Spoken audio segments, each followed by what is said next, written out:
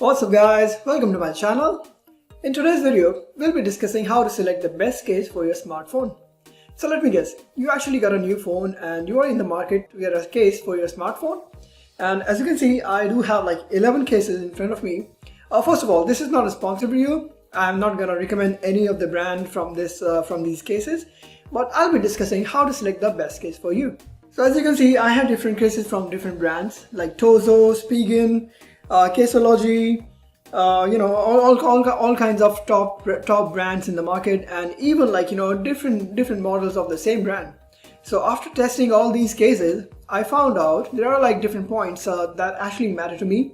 The first one is the look and feel. I know protection of your phone is important, but look and feel is actually the top priority for me. While keeping the protection of the phone, your phone should look the best in class, because you actually got the best color right, and it should hold really well in your hands. So when you decide to go for different cases in the market, there are only two options. You can find either the soft TPU or the hard case.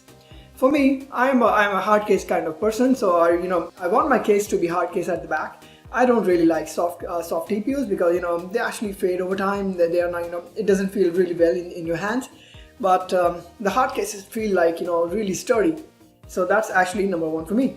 The second point on my list is the design of the case. While companies try their best to actually research on their cases, they actually spend a lot of time in testing the cases. However, the cases still can have design flaw. Do make sure that the cases that you're buying does not peel off your screen protector on the top. The design flaw can also be in case if the sides of the edges of the case are really high, that it actually impedes your finger to actually like crawl on the screen.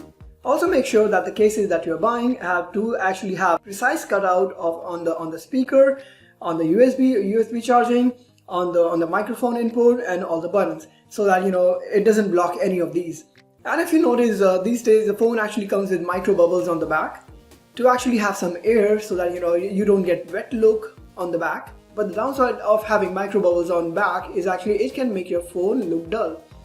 So make sure that the bubbles on the back are actually not too much or not too bright, that your color of the phone actually fades away. While continuing on the design topic, I would also like to tell you, do make sure that the case doesn't actually affect your buttons, because either it can be really hard to press or it can be really easy to press. And if the buttons are really easy to press, then even when the phone is in your pocket, you might end up having the buttons pressed. And also do make sure that when you plug your charger into the USB cable, you don't have to take out the case, because the wire should actually fit over the case.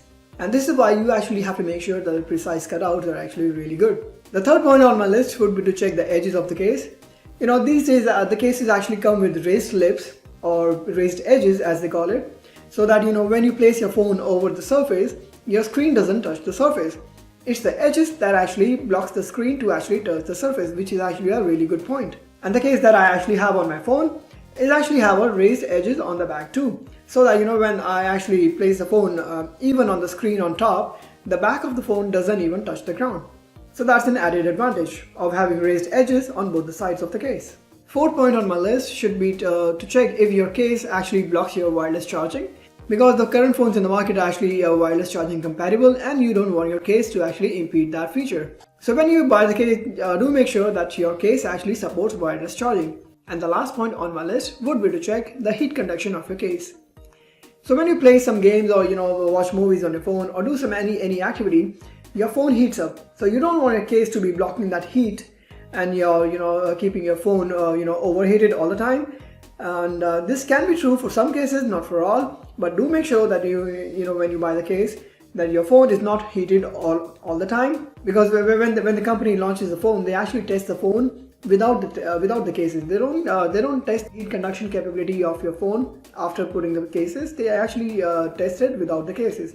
So do make sure that your case that you're buying doesn't block the heat conduction of the phone, doesn't prevent the heat to going into the atmosphere. So your phone should not be warm always. I hope you liked this video and it was helpful for you, and if it was, do give me a thumbs up and subscribe to my channel, because there are many more videos coming on the S10 series. Alright guys, I'll see you in the next video.